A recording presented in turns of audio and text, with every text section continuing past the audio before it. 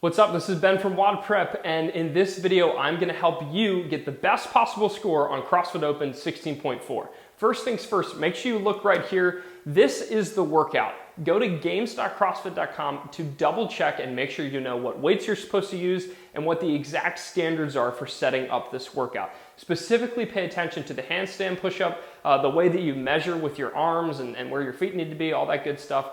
And also, if you're in the scale division, be sure that you know what the standards are for those hand release push-ups because you don't want to cheat, you don't want to worm, you don't want to do anything that's going to get you a good score, but it's not really going to stand because it's a crappy movement. So make sure that you follow all the standards. First, we're going to talk about the overall theme of this workout, and that is slow and steady wins the race. So just like that 20-minute AMRAP in 16.1, this workout is all about making sure that you pace in a way that allows you to finish strong. If you blow yourself up in the beginning of this workout, like almost everyone is gonna wanna come out of the gates just crushing those deadlifts. If you can control your breathing, you can force yourself to break up your sets a little bit earlier than expected, it's gonna pay huge dividends later in the workout. So let's dig into the deadlifts. For these deadlifts, it's 55 reps. If you're in the RX division, it's a pretty heavy weight for most people. If this weight is really light for you, I still caution you to not come out of the gate super fast. I would highly recommend breaking up your reps into something like 15, 10, 8, 7, and then 3 sets of 5. That's what I'm kind of planning. When I first look at this workout, I thought, oh, I can break it into sets of 10 or even bigger than that. But then I really thought about it. The deadlifts are not where you win the workout in the beginning, okay? If you can pace yourself through the deadlifts, crush the wall balls in the row, get through those handstand push-ups, then when it comes time to get back to those deadlifts, if you're one of the fortunate few that get back to those deadlifts, you need to be able to put the pedal to the metal and crush those reps. But we're not going to worry about the end. Let's focus on the beginning. Find a specific rep scheme that you plan, that you calculate in your head, and stick with it during the workout. Make sure that you focus on hitting your sets, drop the bar, stand up at the top and drop from the top. I checked the rules, that's 100% legal. Once you do that, take a few nice deep breaths and then back on the bar.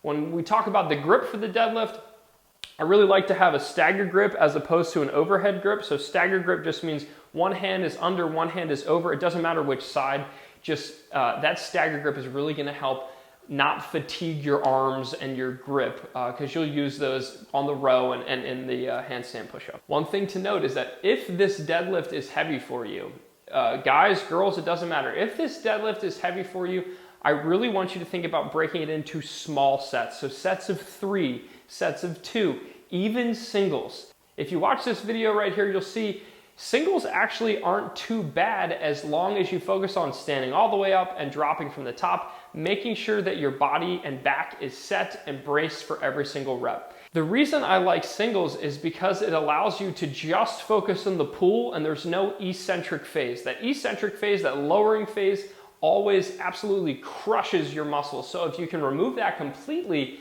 it actually is going to help you out, especially if this deadlift is anywhere above 80% of your 1 rep max. Another thing I'll say about the deadlifts is make sure that you wear a belt. So even though the deadlift might not be crazy heavy for most people, if you wear a belt, it's going to help you fatigue less in your core, and you will definitely be using your core when it comes time to hit those handstand push-ups. That core is really going to help keep you stable. It's going to help you lock out better. So if you can protect your core and fatigue your core less on the deadlifts, you'll set yourself up better later on in the workout. So moving on to the wall balls, it's going to be pretty nasty because coming off of the deadlifts, your legs are going to be pretty fatigued, so you're going to want to use a lot of your arms. However, if you smoke your arms, it's really going to suck on those handstand push-ups. So the wall balls are kind of like a really tricky movement here. I want you to focus on hitting big sets that are manageable. Okay, so instead of worrying about breaking it up into really small sets, if you can knock out the wall balls in 3 to 4 sets, you're going to be a lot better off than the people who maybe, they pick the ball up, they hit a set of 5 or 6, and then they're like, oh, I'm so exhausted. The ball drops, they wait for another 10 seconds before they pick it back up. Instead of doing that, really focus. Make your reps quality, knock out a couple big sets to start, and then slowly but surely you are gonna get through these wall balls and move on to the next. Just think about it. It's only 55 wall balls, and then for 99% of the people in the world, you will be done with that movement. So get through the wall balls, grind it out. I highly recommend hitting a set like 25, 15, 15, or 20, 15, 12, 8, something like that. Something with descending sets is going to allow you to just chip through these wall balls. Just remember, every single time you throw it, I made a video about this earlier in the week that I'll put a link to right here. Every time you shoot it, make sure you do the clearing stroke. So that just means I throw the ball up, and instead of leaving my arms up like this where they get really fatigued, every single time you throw it, just let those arms relax and bring them back down to a position where you can catch the ball. So if you do that clearing stroke, it's going to help save those shoulders and arms for the handstand push-ups later on in the workout. Moving on to the row, there's not too much to say here other than make sure you pay attention to your transitions.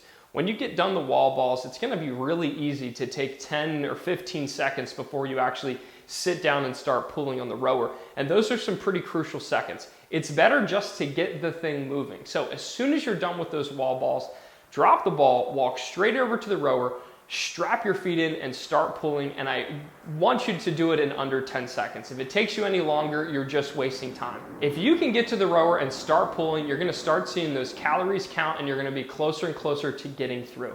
Obviously, there's a lot that we can go into from a technique standpoint on rowing, but in reality, these 55 calories aren't gonna take any longer than about, 2 minutes off the top of my head. If you're a little bit slower, that's okay. But the row is not really a major part of this workout. The key is to just keep that tempo high. And one thing I will say is that once you get to a tempo that kind of hurts, try to maintain it, because guess what? You're using mostly legs here. The arms, you do a lot of pulling, but once you're done with the row, if you can kind of grind it out through the row, once you get to the handstand push-ups, it's a completely different movement. So the handstand push-ups is going to be a lot of shoulders. You're going to be pushing instead of pulling. So if you can grind out that row, keep that calorie per hour count pretty high and get through it, you are going to set yourself up for more time on these handstand push-ups, which I think is going to be one of the biggest keys to this workout. And when you are finally done with the row, get your feet out. Really easy. All you have to do is unstrap, lift your toes, pull your heels out. It's really simple. Don't make that take any longer than 10 seconds. Get out of the rower, get to that wall, take a couple breaths, and start going. These transitions, even though there's only a few in the workout, the transition times, since you will be so fatigued, they might take a lot longer than you want. So think, as soon as you're done, whatever movement you're on, get to the next and get moving. Okay, moving on to the handstand push-ups. This is where things get really interesting because there's a few things we need to worry about with these handstand push-ups.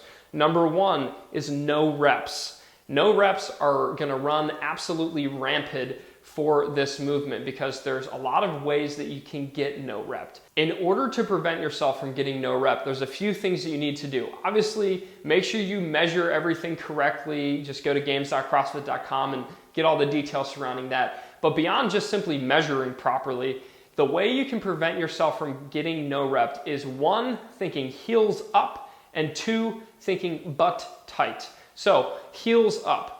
You'll see a lot of times if I let my heels relax when I go above, and you can see my feet here, when I relax my feet, when I relax my toes, when I relax my heel actually has a tendency to sink and not get above the line. So that's a major problem. If you're not actively thinking about driving your heels up the wall, the heels up cue that I like to give, if you're not actively driving your heels up the wall, then you stand a huge risk to get no rep. You might be all the way locked out, all the way up the wall, everything will be fine. The only thing that you forget to do is just a little bit of dorsiflexion, then guess what? You're gonna get a no rep. So remember, heels up, that's gonna help get that heel above the line and you'll get the rep. Number two is making sure that your butt stays tight. So if I don't keep my butt tight, what actually happens is my hip sinks into the wall and it shortens my length.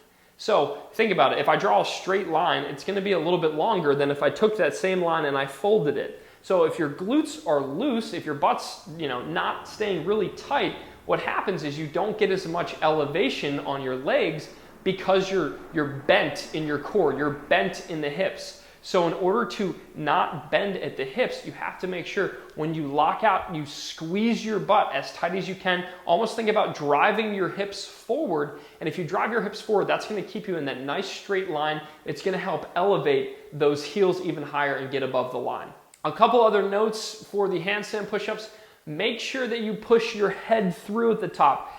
A handstand push-up is a lot like a push press. So if I'm doing a push press and I look up at the ceiling, or a handstand push-up, if I'm looking at the floor, it puts my neck in a really bad position and it actually doesn't make my upper body as strong.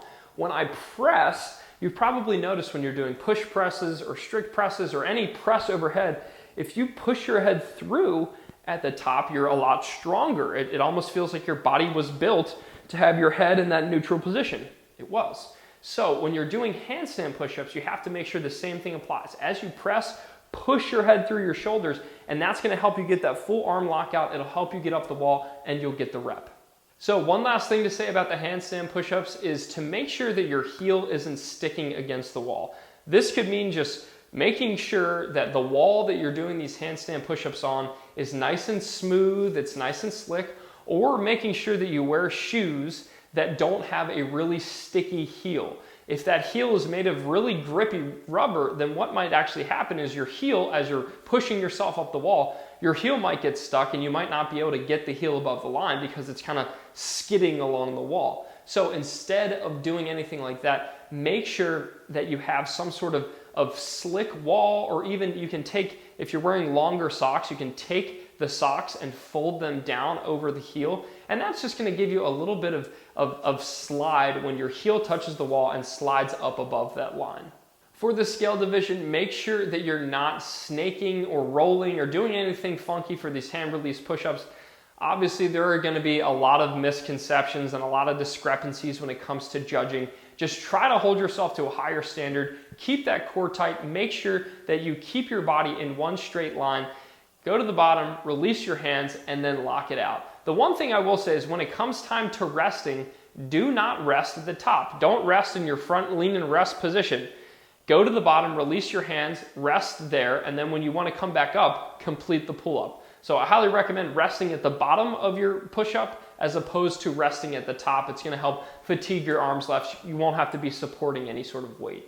So I hope you liked that video. It was pretty simple today. This workout isn't crazy complicated, but it's going to see how hard you're willing to push yourself. So if you are interested in winning either a wall ball, a weightlifting belt, or an ab mat, all you have to do is, one, make sure that you share this post socially, whether it's on Facebook or you can share it from YouTube. If you share this video socially, I'll be able to see, and you're gonna get one entry into the proverbial hat. Next, you have to make sure that you are signed up for the WODprep Open Update email list. So all that is that makes sure that you get the full, complete strategy guide to go along with this video. If you're on that email list or you've already signed up in weeks past, you're good. That's gonna give you another entry. If you're not on that, make sure you go to that link right here and you can sign up to be on the list. And the last thing you can do is to make sure that you follow Fringe Sport and WODprep on Instagram. So here are the two Instagram tags. Fringe Sport has been so kind to help supply all this gear to give away, and I want to make sure that we give them love. So one of the entries for this week's drawing is to make sure that you follow Fringe Sport on Instagram. If you do that, again, you're going to get another entry into the hat, and then when it comes time to make the random drawing, you're going to have a higher chance of winning all these prizes. Last but not least, make sure that you click here or go to youtube.com/WODprep, subscribe to the WODprep YouTube channel. That way you don't miss any of the free content that's coming your way for 16.4, 16.5, and even beyond. I have all kinds of short, awesome tutorial videos that are gonna help take your performance to the next level. So if you want those, make sure you follow this. And finally, leave a comment below. Let me know how this workout went for you. If this video helped, please let me know. Thumbs up if you liked it, thumbs down if you didn't. And thank you so much for watching another WODprep Open Strategy video.